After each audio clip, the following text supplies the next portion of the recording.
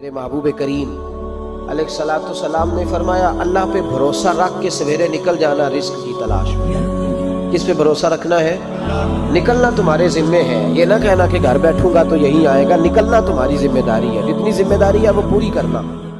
اللہ پہ بھروسہ کر کے نکل جانا تمہاری ذمہ داری ہے، رب کا ذمہ ہے تمہیں رزق دینا، وہ ضرور تمہیں رزق پہنچائے گا۔ یا رسول اللہ صلی اللہ علیہ وسلم کس طرح پہنچے گا؟ تو ذرا حضور کے لفظوں کا حسن بھی دیکھیے۔ نبی پاک صلی اللہ علیہ وسلم نے فرمایا جس طرح موت تمہیں ڈھونڈ لیتی ہے نا کہ تم کہاں موجود ہو، جب وقت آتا ہے تو انسان پاکستان میں ہو تب بھی آ جاتا ہے، جدہ میں ہو تب بھی آ جاتا ہے، مکہ میں ہو یا مدینہ طیبہ میں وقت پھر بھی آ جاتا ہے۔ فرمایا جس طرح موت تم جہاں بھی ہو تم تک پہنچ جاتی ہے نا، اس طرح تمہارا رزق بھی تم جہاں موجود ہوتے ہو اللہ وہاں پہنچا دیتا ہے۔ تو یا رسول اللہ صلی اللہ علیہ وسلم کس انداز میں؟ تو فرمایا نکل جانا تمہاری ذمہ داری ہے۔ فرمایا سویرے پرندے بھی نکل جاتے ہیں اور شام کو جب لوٹتے ہیں تو اللہ انہیں پیٹ بھر کے روزی عطا فرماتا ہے، حالانکہ ان کو نہیں پتا ہوتا ہمارا کارخانہ کہاں ہے، ہم نے کہاں جا کے مزدوری کرنی ہے، ان کو نہیں پتا ہوتا کہ ہمارا دفتر کہاں ہے، ہم نے کس آفس میں بیٹھنا ہے، ان کو نہیں پتا ہوتا کہ ہم نے کہاں جا کے مال خریدنا ہے اور کہاں سے ہم نے پھر اس کو دوبارہ بیچنا ہے، انہیں خبر نہیں ہوتی۔ اللہ پہ بھروسہ کر کے نکل جاتے ہیں۔ نکلنا تو تیرے ذمہ ہے کہ نہیں؟ فرمایا وہ تو ڈیوٹی کر، شام کو اللہ جو رب پرندوں کو روزی دیتا ہے وہ تجھے بھی عطا فرمائے گا۔ ایک بات اپنے ذہن میں یاد رکھ لے، رٹ لے کہ جو میرے لیے بہتر تھا میرے رب نے مجھے دے دیا ہے، بات ختم ہو گئی۔ بس وصل اچھا ہے نہ فراق اچھا ہے، یار جس حال میں رکھے وہی حال اچھا ہے۔ بس جو میرے حق میں بہتر تھا میرے رب نے مجھے، مسئلہ یہ ہے کہ تو اس پہ راضی ہونے کو تیار نہیں۔ حضرت علی کرم اللہ تعالیٰ وجہ الکریم نے میرے نبی پاک کی ایک حدیث بیان کی ہے، اور جناب علی جب یہ حدیث بیان کیا کرتے تھے تو حضرت مجاہد فرماتے ہیں یوں لگتا تھا کہ جیسے حضرت علی ہمیں ہر پریشانی سے نکال رہے ہیں۔ مولا علی شیر خدا رضی اللہ تعالیٰ عنہ فرماتے ہیں کہ مجھے میرے نبی پاک صلی اللہ علیہ وسلم نے ایک طریقہ دیا تھا ٹینشن فری ہونے کا۔ آپ فرماتے ہیں مجھے تو بڑا راس آیا ہے، تم بھی اگر کر لو گے تو تمہیں بھی فائدہ دے گا۔ اب وہ کیا؟ حضرت علی کہنے لگے محبوب علیہ السلام نے فرمایا تھا لوگوں تم اللہ کے دیے ہوئے تھوڑے رزق پہ راضی ہو جاؤ، وہ تمہاری تھوڑی عبادت سے تم سے راضی ہو جایا کرے گا۔ بس تم 2 نفل بھی پڑھو گے تو اللہ راضی ہو جائے گا، تم 1 رکوع بھی سویرے اٹھ کے پڑھو گے تو وہ راضی ہو جائے گا، وہ تمہارے 313 درود شریف سے راضی ہو جائے گا، تم اس کے دیے ہوئے تھوڑے رزق سے راضی ہو جاؤ۔ ٹینشن اس لیے ہوتی ہے کہ ہم راضی نہیں جو اس نے ہمیں دیا۔ وہ حلم مزید کی جو دوڑ ہے نا، حلم مزید کی، بے قدرہ کچھ قدر نہ جاتی، کیتی خوب تسلی ہو، دنیا دار پجاری زردے کتیاں دے گل ٹلی ہو، بک بک روشن اکھیاں تکیو ویکھ حویلی کلی ہو، تے کوچ نصیر اساں جد کیتی پہ جانی تھر تھلی ہو۔ تو یاد رکھیں یہ جو ہے نا مصیبت کے مال آ کیوں نہیں رہا، وہ سامنے والا پلاٹ میرے گھر کے سامنے ہے گھر کے سامنے، پر رجسٹری میرے نام کیوں نہیں؟ یہ مصیبت سانس نہیں لینے دیتی۔ موٹر سائیکل کھڑی کرتا ہے نا جب آ کے دکان سے روٹی کھانے آتا ہے، دفتر سے گھر آتا ہے، کاروبار سے آتا ہے، تو جہاں موٹر سائیکل کھڑی کرتا ہے وہ ٹینشن بڑی ہے کہ کبھی میری ہو جائے نا یہ والی جگہ تو میں یہاں بھی بورڈ لگاؤں اپنے نام۔ اس نے مالی پریشانی پیدا کی۔ تو جس حال میں ہے، کیونکہ تو نے اپنا یہ حال خود نہیں بنایا، جس نے بنایا ہے وہ بڑا بہتر جانتا تھا کہ تو اسی حال میں اسے اچھا لگتا ہے۔ تو اسے اسی حال میں، ایک بزرگ تھے تو ان کی طبیعت بڑی علیل ہو گئی، بیمار ہو گئے، تو اللہ نے آزمائش دی تو کیڑے پڑ گئے وجود میں۔ ایک کیڑا یہاں سے کھا رہا تھا، اللہ والے بڑے راضی رہتے ہیں اس کی رضا میں، تو کیڑا یہاں کھا رہا تھا تو نیچے گر گیا، تو بابا جی نے اٹھا کے پھر وہاں رکھ لیا، کہنے لگے جب اس نے تیری ڈیوٹی مجھے کھانے کی لگائی ہے تو میں اس بات پہ راضی ہوں تو نیچے کیوں گرتا ہے؟ پر ٹھیک ہے کھا، جب اس نے تجھے ڈیوٹی جو تیری لگائی۔ سالفہ بن عبد الرحمن ایک صحابی تھے، سال کا نبی پاک صلی اللہ علیہ وسلم کی خدمت میں آئے، کہنے لگے یا رسول اللہ صلی اللہ علیہ وسلم غربت بڑی ہے، میرے لیے دعا کریں اللہ زیادہ مال دے۔ تو محبوب صلی اللہ علیہ وسلم نے فرمایا تو جس حال میں اچھا ہے وہ تیرے لیے بہتر ہے، جس میں تو ہے وہی حال تیرے لیے، فرمایا تو جس حال میں ہے نا وہ حال تیرے لیے بہتر ہے، اسی میں رہ۔ کہ نہیں حضور دعا کریں۔ فرمایا سال بعد تو باز آ جا. حضور دعا کرے, فرمایا تو باز آ جا. 2-3 دفعہ کہا, ضد کی. محبوب نے فرمایا جا پھر اللہ تجھے زیادہ پیسے دے گا. چند بکریاں خریدی, اتنی برکت ہوئی کہ بکریوں کے ریوڑ بن گئے. پھر کچھ بکریاں بیچ کے گائے خرید لی, ان کے بھی ریوڑ ہو گئے. پھر کچھ اونٹ اونٹنیاں لے لی, ریوڑ ہی ریوڑ. پہلے 5 وقت مسجد میں آتے تھے, اب فجر اور عشاء رہ گئی. پھر مال زیادہ ہوا تو مدینے شہر میں کوئی جگہ ہی نہیں, مدینے سے باہر حویلی خریدی, پھر جمعہ ہی رہ گیا. جمعے کے جمعے آتے. زکوٰۃ کا حکم آیا. میرے نبی کریم علیہ السلام نے حضرت ابو ہریرہ کو بھیجا, فرمایا جا اسے کہہ تیری زکوٰۃ بنتی ہے 2.5%. سالبہ کے پاس حضور نے پیغام بھیجا. پہلے تو کہا تیرے لیے بہتر نہیں مال, جب اصرار کیا تو بڑی برکت ہو گئی, بڑا آیا تو فرمایا زکوٰۃ دے, 2.5% زکوٰۃ ہے. اب جب سوچا کہ 5 اونٹوں پہ ایک بکری جائے گی اور بڑا سارا مجھے دینا پڑے گا, اب جب غور کیا تو یہ تو نہ کہا کہ میں نہیں دیتا. حضرت ابو ہریرہ سے کہنے لگے نبی کریم علیہ السلام کی خدمت میں عرض کرنا کہ میں خود آؤں گا. حضرت ابو ہریرہ نے آ کے عرض کی یا رسول اللہ صلی اللہ تعالی علیہ وسلم. حضور وہ کہتے تھے میں خود آؤں گا. تو کہتے ہیں محبوب نے ٹھنڈی سانس لی, فرمایا اسے کہا تھا کہ تیرے لیے مال بہتر نہیں, اب ہلاک ہو گیا. ہائے افسوس, ہلاک ہو. ان کو بھی تھوڑی دیر کے بعد احساس ہوا کہ یہ میں نے کیا کیا. نبی پاک کوئی کہہ دیا نہیں ہے, حضور کو کہہ دیا بعد میں آؤں گا. اب دوڑے آئے, عرض کی حضور میں سارا کچھ لے کے آئے, وہ قبول کر لیں.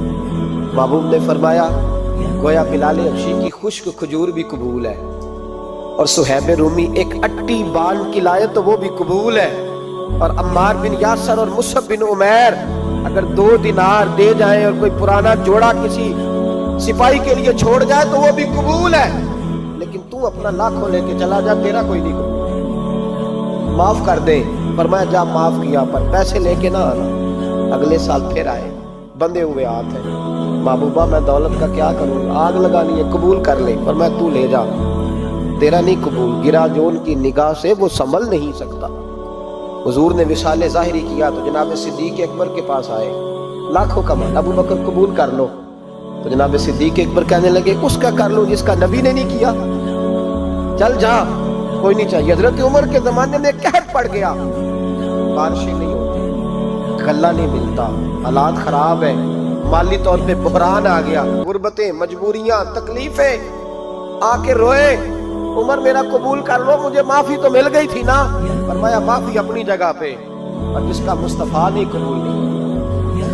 بہت سارے لوگوں کو پتہ ہی نہیں کہ ان کا قبول ہی نہیں ہوا, اور وہ الجھے ہوئے, انہیں خبر ہی نہیں کہ اصل بات کیا ہے. فرمایا جس کا مصطفیٰ کریم نے قبول نہیں کیا, اب ہیرے اور جواہرات بھی لے کے آئے تو بھوکے مریں گے, پر اس کا قبول, اس بات پہ راضی رہو اس حال میں اللہ نے رکھا ہوا, اس حال میں راضی رہو. جو مصیبت ہے نا دیکھنی کہ وہ بھی میرے پاس, تمہیں کیا پتا, کبھی پوچھ تو صحیح اس سے وہ کس مصیبت کا شکار ہے. جو مالی طور پہ بڑا امیر ہے, اس کی طرف دیکھ کے اپنا دل برا کرتا ہے. بس جس حال میں رب نے رکھا ہے اس حال میں رہ. حضرت عثمان غنی کے زمانے میں تو وہ وصال کر گئے, لیکن بھائی تو جس حال میں تیرا رب تجھے رکھتا ہے اس حال میں رہ, تیری مالی پریشانیاں ختم ہو جائیں گی. اور پھر مالی پریشانیوں کے کچھ اور اسباب بھی ہیں.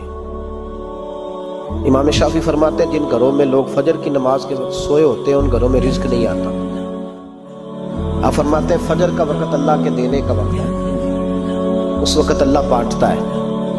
حضور صلی اللہ علیہ وسلم کا فرمان ہے نا حدیث میں کہ تہجد کے وقت اللہ پہلے آسمان پہ نزول جلال فرماتا ہے جو اس کی شان کے لائق ہے تہجد کے وقت, اور وہ کہتا ہے مانگو میں تمہیں عطا کروں. لینے کی باری آئے تو بندہ سمیٹ سماٹ کے اندر گھس جائے. ہمارے ہاں یہ ہوتا ہے کہ عشاء کے بعد بچے بیٹھتے ہیں موبائل لے کے, تہجد کا وقت آتا ہے تو ان کی آنکھیں بند ہونی شروع ہوتی, تو لینے کے وقت تو سویا تھا, تیرا مسئلہ کیسے حل ہوگا بھائی؟ جب کوئی آدمی خیرات بانٹ رہا ہو تو جو پیالہ پیچھے کر لے اسے ملے گا. کہتے اس وقت آنا جب میں بانٹ رہا تھا, اب تو کدھر آ گیا ہے, مثال دے رہا ہوں. تو فجر کا وقت مانگنے کا ہے, تو ساری رات تو گزر گئی گیمیں کھیلتے, ٹی وی دیکھتے, اور جو لینے کا وقت تھا تو سو گیا, کیسے آئے گا تیرے پاس؟ اٹھے سویرے بندوں سے مانگ کے دیکھ لیا, بڑی عزتیں خراب ہوئی. فجر کا وقت اٹھ کے جھولی پھیلائے, میرے رسول پاک علیہ السلام فرماتے ہیں، رب فرماتے ہیں جب بندے میرے آگے جھولی پھیلاتے ہیں مجھے شرم آتی ہے، کیسے خالی واپس کرتے ہیں؟ تو اس کے سامنے جھولی پھیلائیں سویرے اٹھ کے، رزق میں برکت ہو۔ اور پھر ایک اور بات، پانچویں بات، رزق میں تنگی اس وقت ہوتی ہے جب ہم مال غلط جگہ پہ خرچ کرتے ہیں۔ اللہ مال دیتا ہے اپنے فضل سے، اور جب ہم اسے ضائع کریں، مثال دیتا ہوں، میرے پاس ایک شخص نے آ کے کہا حضرت جی بچی کی شادی ہے، یا میرا گھر میں کوئی بیمار ہے، یا بڑی آزمائش ہے، 10,000 کی ضرورت ہے، میں نے تھما دیا اس کو۔ پھر مجھے بعد میں پتا چلا کہ وہ تو عیاشی کر رہا ہے پیسوں سے، وہ تو چلا گیا کہیں گھومنے اور فلاں ہوٹل میں، مہنگے ہوٹل میں بیٹھ کے کھانا کھا لیا، تو میرے دل پہ کیا گزرے گی اس شخص کے بارے میں؟ بلا مثال و بلا تشبیہ سمجھانے کے لیے اللہ نے مال دیا فضل سے، اور اگر عیاشیوں میں لگا دیا۔ صوفیاء فرماتے ہیں کہ اگر ایک دھیلا تو حرام جگہ پہ خرچ کرے نا، ایک دھیلا، 1,00,000 دینار کی برکت تیرے گھر سے اٹھ جائے، ایک دھیلا حرام جگہ پہ۔ یہ جو گویوں پہ پیسے پھینکتے ہو حلال ہے؟ چلے بینڈ باجا تو شادی پہ آپ نے اپنی مرضی سے بند کرنا ہے یا بجانا ہے، لیکن گویوں پہ جو پیسے پھینکتے ہو جائز ہے؟ بولے تو وہ پھر کہتے روتے ہیں بعد میں لوگ کہ پتہ نہیں کیا ہوا، شادی کے بعد پیچھے پیچھے آئے۔ تو میں نے کہا شادی کے بعد اس لیے پیچھے پیچھے ہاتھ ہو گیا کہ شرابیں بڑی پی گئی، شادی تباہی بڑی اتری، تو پھر اللہ کی رحمت ناراض ہو گئی۔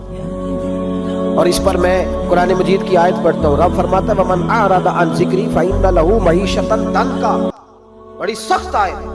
وَمَنْ أَعْرَضَ عَنْ ذِكْرِي، فرمایا جب تم میرے تذکرے سے، میرے ذکر سے منہ پھیر لیتا ہے، فَإِنَّ لَهُ مَعِيشَةً ضَنْكًا، تو میں تیری معیشت کو، تیرے رزق کو تنگ کر دیتا ہوں، تیری زندگانی تنگ ہوتی۔ اور جس کی زندگی اللہ تنگ کرے اس کی کھول سکتا ہے؟ کہتا ہے بڑی جگہوں پہ گیا ہوں، بڑی بھوکے مروائی، بڑے دم کرائے، حالات صحیح نہیں ہوتے، تو مسجد آ کے توبہ کر۔ وہ کہہ رہا فَإِنَّ لَهُ مَعِيشَةً ضَنْكًا، اعلان ہے قرآن پاک کا کہ جب تو میرے ذکر سے منہ پھیرے گا، روٹی میری کھائے اور پیسے لے کے عیاشی کرے، مسجد آئی نہ۔ حکم تو یہ ہے کہ جتنی جتنی نعمت بڑھتی جائے سجدے بڑھنے چاہیے، لیکن ہم لوگ سجدے کم کرتے جاتے ہیں، فرض نماز بھی نہیں پڑھتے، پھر رزق تنگ ہوتا ہے، پھر اللہ کے عدل کا نظام چلتا ہے، پھر خرابی ہوتی ہے۔ اس لیے یاد رکھیں قرآن مجید نے حکم دے دیا کہ اگر چاہتے ہو کہ رزق میں برکت ہو تو پھر رزق دینے والے کے آگے جھک جاؤ، پھر رزق دینے والے کے آگے جھکو۔ تو مالی پریشانی کا بہت بڑا سبب یہ ہے کہ ہم مسجد کی طرف نہیں آتے، دین کی طرف نہیں آتے، پیسہ ناجائز جگہ پہ خرچ ہوتا ہے۔ غوث اعظم رضی اللہ تعالیٰ عنہ کی خدمت میں ایک شخص آیا، اس نے کہا حضور بڑی تجارت کرتا ہوں، کام نہیں چلتا۔ فرمانے لگے اب تو اللہ سے تجارت شروع کر۔ کیا مطلب؟ فرمانے لگے 10 کمائے تو ایک اللہ کے راستے میں دے، رب کریم اس کے بدلے میں تجھے 70 عطا فرمائے۔ اس نے کہا حضور اس طرح کروں؟ فرمایا تو یہ کر کے دیکھ، عبد القادر جیلانی وعدہ کرتا ہے اللہ تیری مدد کرے گا۔ غلام کہتے ہیں وہ 6 مہینے کے بعد آیا، پہلے جب آیا تھا تو پیدل آیا، 6 ماہ کے بعد آیا تو 6 اونٹ تھے اس کے پاس، اور آ کے حاضر ہوا، کہنے لگا حضور زندگی پتہ نہیں کہاں گزار دی، کاروبار کا تو مزہ ہی اب آیا ہے، اب مزہ آیا ہے کاروبار کرنے کا، اب مزہ آیا ہے۔ کہ 10 میں سے 1 دیتا ہوں، پتہ نہیں کتنا مہربان ہے۔ اور یہ آیت ہے وَيَرْزُقْهُ مِنْ حَيْثُ لَا يَحْتَسِبُ، تجھے وہاں سے دے گا کہ تیرا کبھی گمان بھی نہیں گیا ہوگا۔ روحانی معاملات کو بھی ضرور شامل حال رکھیں، اور مال مانگے اس سے جو بے حساب دیتا ہے، دنیا داروں سے نہیں مانگے، اس سے مانگیں جو دیتا ہے تو پھر بے حساب ہی دیتا ہے۔ دعا کرتا ہوں اللہ ہر گھر میں برکت پیدا کر دے، ہر گھر میں فضل کر دے۔ آخر دعوانا